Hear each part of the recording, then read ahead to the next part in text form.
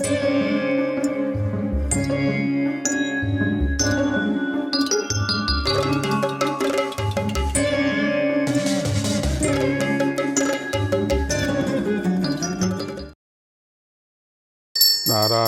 నమస్కృత్య నరం చైవ నరోత్తమం దేవీం సరస్వతీం వ్యాసం తతో జయముదీరయేత్.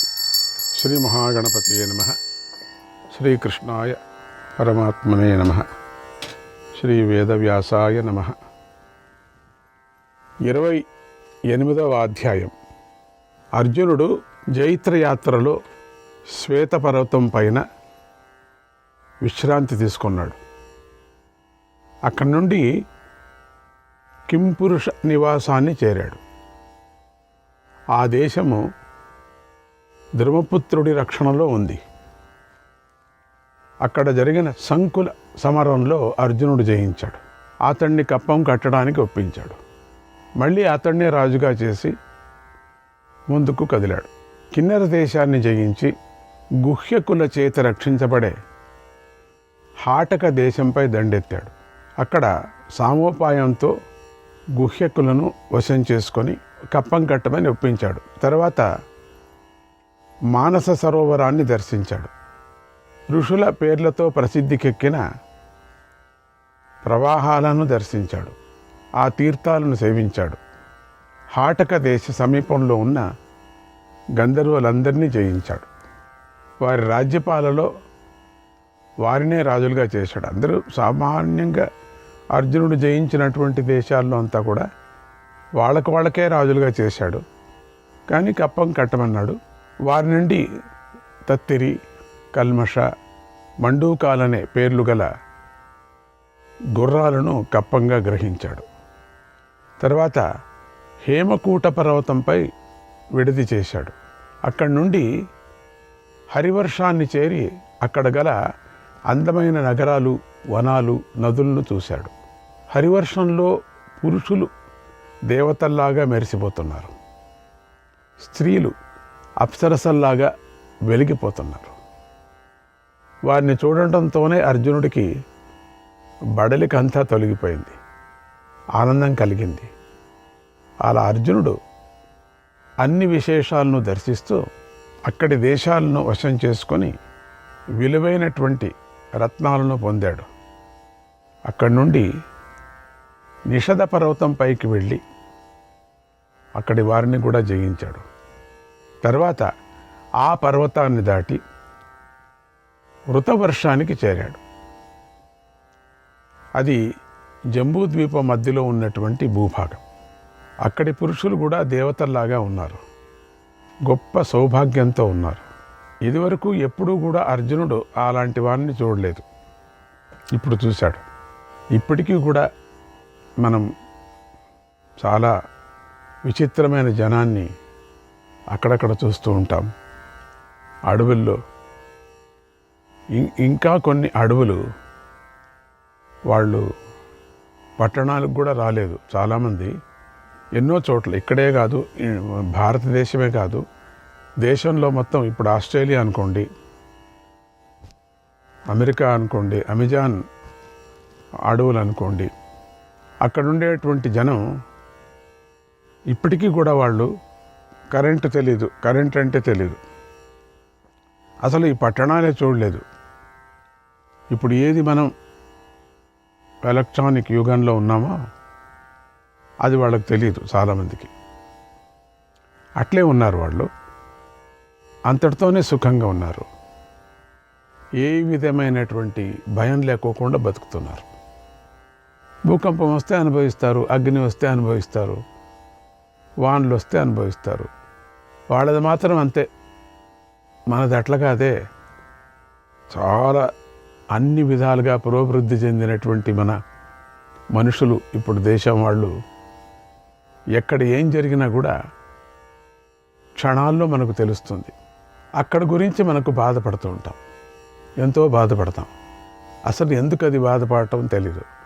ప్రతి ఒక్కటి మనం కొన్ని సెకండ్స్లో మనకు తెలిసిపోతుంది. ఎవరో ఎక్కడో ఏంటో పడ్డారంటే అది మనకి టీవీలో చూపిస్తారు. ఏదో దేశంలో ఎక్కడో దేశం అది ఆ దేశంలో ఒకడు మాడి నుంచి పడ్డాడంటే అక్కడ మాడి నుంచి పడ్డాడు అని ఒకటి న్యూస్ మనకు. భూప్రళయాలు దండికి వస్తుంటాయి, అగ్ని ప్రళయాలు వస్తుంటాయి. భూప్రళయాలంటే అగ్నిపర్వతాలు బద్దలు కావటం, భూకంపాలు రావటం. అగ్ని ప్రళయాలు అంటే పర్వతాలన్నీ కూడా బద్దలు కావటం. ఇవన్నీ మనకు తెలుస్తూ ఉండగానే మనకు అనిపిస్తుంది, తక్షణమే మనం రియాక్షన్ అవుతున్నాం. అంటే అంత మనం చాలా పురోభివృద్ధి చెందినటువంటి దేశాలు మనవి. సమాధానాలే లేవు మనకు. అంతెందుకండి, టీవీలు లేనప్పుడు మనం ఎట్లా ఉంటుంది, టీవీలు వచ్చిన తర్వాత ఎట్లా అయ్యావు, ఇంటర్నెట్ చాలా స్పీడ్గా వచ్చిన తర్వాత ఎట్లా అయ్యావు, ఇంటర్నెట్ తగ్గగా ఉన్నప్పుడు, స్లోగా ఉన్నప్పుడు ఎట్లా ఉన్నాం, మనమే లెక్క పెట్టుకోండి.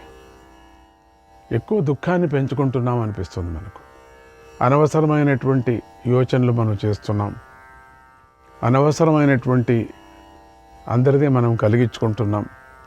అది ఈ అర్జునుడి యొక్క కథలో మనకు తెలుస్తుంది. అక్కడి యొక్క భావనలు ఎంతో శుభ్రంగా ఉన్నాయని చెప్తూ ఎంతో మందిని కలిశాడు, ఎన్నో పద్ధతుల్ని చూశాడు. అప్పటికే అట్లా ఉంటే ఇంక ఇప్పుడు ఎట్లా ఉండొచ్చు చెప్పండి. మరి ఇప్పుడు క్షణాల్లో మనకు తెలిసిపోతుంది. అక్కడ ఉండేటువంటి, ఇప్పుడు అర్జునుడి విచారంగా వస్తాం, స్త్రీలు అప్సరసల వంటి అందం కలిగి ఉన్నారు. అలా అర్జునుడు అందగత్తెలైన స్త్రీలను, అందగాళ్ళైనటువంటి పురుషులను చూశాడు. వారు కూడా అర్జునుడిని చూశారు. యుద్ధంలో అర్జునుడు అక్కడ వారిని జయించి పన్ను కట్టేవారుగా చేసుకున్నాడు. వారి నుండి వస్త్రాలు, రత్నాలు, ఆభరణాలను కూడా కానుకలుగా పొందాడు. సంతోషంగా ఉత్తర దిక్కులో మరింత ముందుకు వెళ్ళి మేరు పర్వతాన్ని దర్శించాడు. అది బంగారు కొండ, 4 రంగులతో మెరిసిపోతుంది. దాని దగ్గరికి వెళ్ళటానికి సాధ్యం కాకుండా ఉంది. అది 1,00,000 యోజనాల పొడవు కలిగి ఉంది. తన బంగారు శిఖరాల కాంతిలో సూర్య తేజస్సును కూడా మించి ప్రకాశిస్తుంది. అది దేవతలకు, గంధర్వులకు నివసించటానికి తగినదిగా ఉంది. అక్కడ ఎల్లప్పుడూ సిద్ధచారులు కూడా నివసిస్తూ ఉంటారు. అక్కడ ఎల్లప్పుడూ ఫలపుష్పాలు సమృద్ధిగా ఉంటాయి. దాని ఎత్తుని ఎవరు కూడా కొలవలేరు. అధర్మంతో జీవించేవారు దాని దరిదాపులకు కూడా వెళ్ళలేరు. ఆ మేరు పర్వతం వద్ద మహాభయంకరమైన సర్పాలు సంచరిస్తూ ఉంటాయి. అది దివ్య ఔషధాలు, అమృతానికి సంబంధించినటువంటి ఔషధాలు సమానమైనటువంటివి ప్రకాశిస్తూ ఉంటాయి. తన శిఖరాలతో అది స్వర్గాన్ని తాకుతుందా అన్నట్లుగా ఉంటుందట. నీచులకు పొందటానికి వీలు కాకుండా ఉంటుంది. ఎన్నో నదులు, చెట్లు ఆ మేరు పర్వత శోభను పెంచుతున్నాయి. రకరకాల పక్షులు కిలకిల రావాలతో ఆ పర్వతం మారుమోగుతూ ఉంటుంది. అలాంటి మేరు పర్వతాన్ని అర్జునుడు దర్శించాడు. మనస్సులో ఎంతో ఆనందించాడు. ఆ పర్వతానికి 4 వైపులా మండలాకారంలో వృతవర్షం వ్యాపించి ఉంది. దానికి కుడి భాగంలో జంబువు అనే వృక్షం ఉంది. అది ఎప్పుడు ఫలపుష్పాలతో నిండుగా ఉంటుంది. ఎప్పుడు కూడా సిద్ధులు, చారణులు ఆ వృక్షాన్ని సేవిస్తూ ఉంటారు. ఆ జంబు వృక్షం యొక్క కొమ్మలు స్వర్గం దాకా వ్యాపించి ఉన్నాయా అన్నట్టుగా పొడవుగా ఉంటాయి. ఆ చెట్టు కొమ్మలను బట్టి ఈ ద్వీపానికి జంబూ ద్వీపం అనే పేరు వచ్చిందట. అర్జునుడు ఆ వృక్షాన్ని చూశాడు. భూమిపై ఆ చెట్టు మరియు మేరు పర్వతము సాటి లేనివై ఉన్నాయి. అద్భుతమైనటువంటి దృశ్యం అది. జంబూ ఫలసార భక్షితం అని స్వామికి మనం ప్రార్థన చేసేటప్పుడు అంటాం. జంబూ ద్వీపే భరతవర్షే భరతఖండే అని మనం సంకల్పం చేసుకుంటాం. జంబూ ద్వీప, అక్కడ అర్జునుడు ఎంతో ఆనందిస్తూ సిద్ధులు, చారణుల నుండి రత్నాలు, వస్త్రాలు, అలంకారాలు, ఇంకా ఇతర వస్తువులను కూడా పొందాడు. వారికి తన అన్నగారు యజ్ఞం చేస్తున్నాడని చెప్పి ఇంకా ఎన్నో రత్నారాసులను కూడా పొంది బయలుదేరటానికి సిద్ధమై మేరు పర్వతం వద్దకు వచ్చాడు. మేరుం ప్రదక్షిణం కృత్వా పర్వత ప్రవరం ప్రభు. పర్వతాలలో ఉత్తమమైన మేరు పర్వతానికి ప్రదక్షిణం చేశాడు. మనము గిరి ప్రదక్షిణం చేస్తూ ఉంటాం. చాలా వరకు అరుణాచల గిరి ప్రదక్షిణం చేస్తూ ఉంటాం. అట్లనే కొన్ని ప్రసిద్ధులైనటువంటి గిరి ప్రదక్షిణం నడుచుకొనే చేస్తూ ఉంటాం. ఇప్పటికి కూడా చాలామంది గిరి ప్రదక్షిణం చాలా ముఖ్యమని చేస్తూ ఉంటారు, వ్రతంగా ఉండినటువంటి వాళ్ళు. తర్వాత అర్జునుడు జంబూ నదికి వెళ్ళి అక్కడ నది శోభను తిలకించాడు.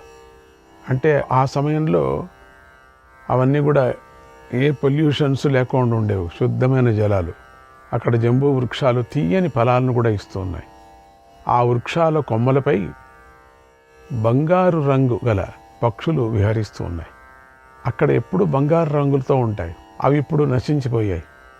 ఇప్పుడు ఏదో ఒక్క సంతతి మాత్రం బంగారు రంగు ఉండేటువంటి సంతతి ఉంది. అది కూడా చాలా కష్టం, అది బతకటం కష్టం. దాన్ని గోల్డ్ ప్యారెట్ అంటారు. మన ఆశ్రమంలో ఉన్నది, మీ స్వామీజీ దగ్గర ఉన్నాయి. చాలా అపురూపం అది. అవి ఇంకపోయాయంటే ఇంకంతే, అంతటితో క్లోజ్. అవి చాలా కష్టం, దొరకేదే కష్టం. అవి ఏదో దత్తుడు కృప నుంచి దొరికాయి. చాలా ముద్దుగా ఉంటాయి. బంగారే, పూర్తిగా బంగారే. బంగారు రంగు పక్షులు, బంగారు రంగు నీళ్లతో ప్రకాశిస్తుంది. ఆ నీళ్లు కూడా బంగారు రంగుతో ఉంటుంది. అక్కడ ఇసుక తిన్నెలు అంతే, బురద అంతే, అన్నీ బంగారు రంగుతో ప్రకాశిస్తున్నాయి. ఆ నదిలో అక్కడక్కడ బంగారు పుష్పాలు ఉన్నాయి, బంగారు పద్మాలు ఉన్నాయి. ఒక్కొక్క చోట బంగారు కలువలు వికసించి ఉన్నాయి. ఆ నదీ తీరం కూడా బంగారు రంగు గల చెట్లతో వ్యాపించింది. అక్కడి రేవులు బంగారు మెట్లతో నిండున్నాయి. నిర్మలమైనటువంటి మడులు దాని శోభను పెంచాయి. ఆ ప్రదేశమంతా నృత్యాలతో, గీతాలతో, నాదాలతో మారుమ్రోగుతోంది. అక్కడ గల బంగారు మంటపాలు మెరిసిపోతున్నాయి. వాటి వల్ల కూడా నదీ శోభ పెరుగుతోంది. ఇంతవరకు అంతటి సౌందర్యాన్ని చూడని అర్జునుడు ఆ ప్రాంతాన్ని చూసి ఎంతో ఆనందించాడు. ఇటువంటి సౌందర్యము మహాభారతంలోనే మనం చెప్పుకోవచ్చు, ఇంకెక్కడా చెప్పుకోవటానికి వీల్లేదు. ఎందుకంటే దేవగంధర్వలోకాల్లో ఉండేటువంటి సౌందర్యము భూలోకంలో ఉన్నది అంటే అసలు ఆ పర్వతాల మధ్యలో మనం కష్టం వెళ్ళలేంలేండి. మనము దాన్ని వివరణనే చాలా అద్భుతంగా వ్యాస భగవానుడు చేశారు. అవన్నీ చూసి అర్జునుడు ఎంతగానో మెచ్చుకున్నాడు. ఆ నదీ తీరంలో దేవతల వంటి పురుషులు, అప్సరసల వంటి స్త్రీలు కలిసి హాయిగా విహరించటాన్ని అర్జునుడు చూశాడు. వారికి జంబూ నది జలాలే ఆహారమై ఉన్నాయి. వారి నుండి విలువైనటువంటి రత్నాలను కానుకలుగా పొందాడు. మరి విలువైనటువంటి వస్త్రాలు, విలువైనట్టు వేరువేరే రాళ్లకు కూడా రత్నాలు అని చెప్పటం. ఆ రత్నాలు ఉంటే అప్పటికి పెద్ద ఒక ఆ సమయంలో ఇప్పుడు బంగారులాగా మనకు అట్లా ఇప్పుడు బంగారు ఎంత ఉంటుందో అంత డబ్బు ప్రింట్ చేస్తారు. అది ప్రపంచం యొక్క, ఆ దేశం యొక్క ఒక విలువ అనుకుంటారు. రాజులకంతా అదే కదా, రత్నమాణిక్యాలే కదా, అవే కదా అప్పుడు యొక్క క్యాష్ అంటే. అదే రత్నాలే ఎక్కువ క్యాష్. అదిగాక దాంతోనే చాలామంది తృప్తి పడేవాళ్ళు. దాంతోనే వాళ్ళు వాళ్ళ యొక్క సౌందర్యాన్ని, వాళ్ళ యొక్క ఐశ్వర్యాన్ని చూపించేటువంటిది. అక్కడి నుంచి అర్జునుడు జంబూ నదం అనేటువంటి పేరు గల జంబూ నదం, బంగారాన్ని, విలువైన ఆభరణాలను, అంటే బంగారానికన్నా విలువైంది రత్నాలు అని చెప్తారు. ఇప్పుడు బంగారాన్ని చెప్పుకొని వస్తున్నారు. బంగారాన్ని, విలువైనటువంటి ఆభరణాలను, దుర్లభాలైనటువంటి వస్తువులు వారి నుండి తీసుకొని పశ్చిమంగా బయలుదేరాడు అర్జునుడు. అటు నాగులు ఉన్నారు, వారిని కూడా జయించి ఇంకా ముందుకు పోయి గంధమాదన పర్వతానికి వెళ్ళి అక్కడి వారిని కూడా గెలిచాడు. ఆ పర్వతాన్ని దాటి కేతుమాల వర్షాన్ని చేరాడు.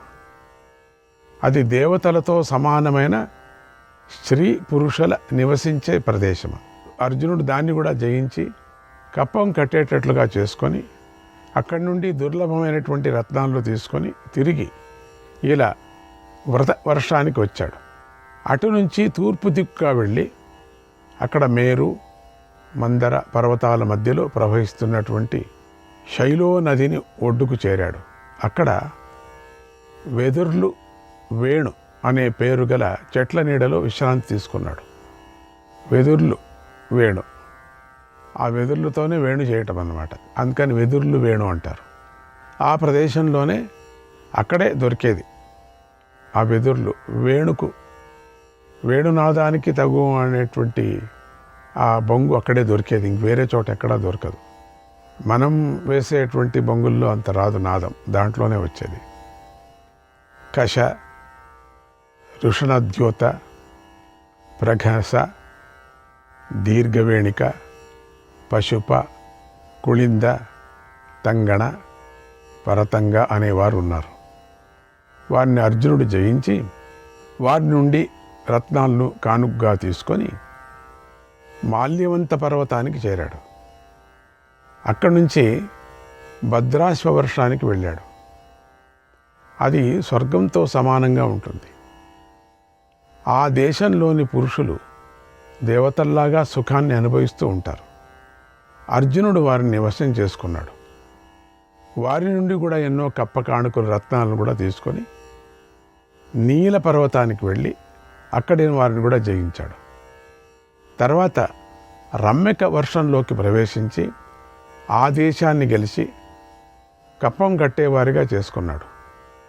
గుహ్యకుల చేత రక్షించబడినటువంటి ప్రదేశాలను అర్జునుడు తన ఆధీనంలోకి తెచ్చుకొని అక్కడ బంగారు రంగు మృగాలను, పక్షులను పొందాడు.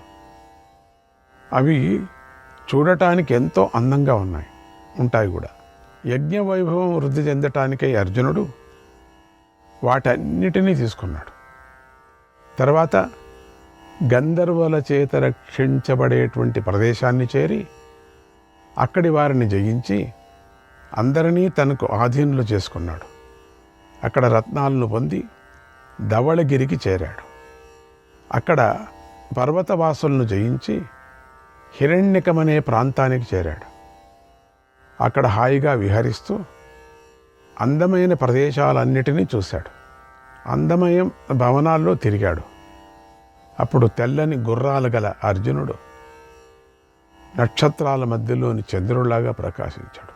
అందమైన ఆ దేశంలో అర్జునుడు అలా విలాసంగా నడుస్తూ వెళుతుంటే అందమైన యువతలు మేడలపై నుండి ఎంతో అర్జునుడిని చూశారు.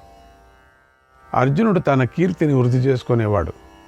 శూరుడు, వీరుడు, సేవకులతో కూడినవాడు, కీర్తి కలవాడు, రథంపై తిరిగేవాడు. అలాంటి వాడు ఇప్పుడు నడుస్తూ వెళుతున్నాడు.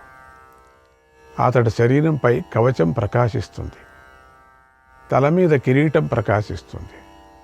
అతడెప్పుడూ యుద్ధానికి సిద్ధమై ఉంటాడు. అర్జునుడు వేషం అటువంటిది. ఇక మీరు నమ్మరేమో, అర్జునుడు పడుకునేటప్పుడు ఒక్కొక్క పర్యం కవచాన్ని వేసుకొని పడుకుంటాడు. ఆ కవచం వేసుకొని పడుకుంటాడట. అంటే ఎప్పుడు యుద్ధం సిద్ధంగా, యుద్ధ సామగ్రితో కూడి ఉంటాడు ఎప్పుడు కూడా. మహా అందగాడు, ధైర్యవంతుడు. శ్రీకృష్ణాయ పరమాత్మనే నమః.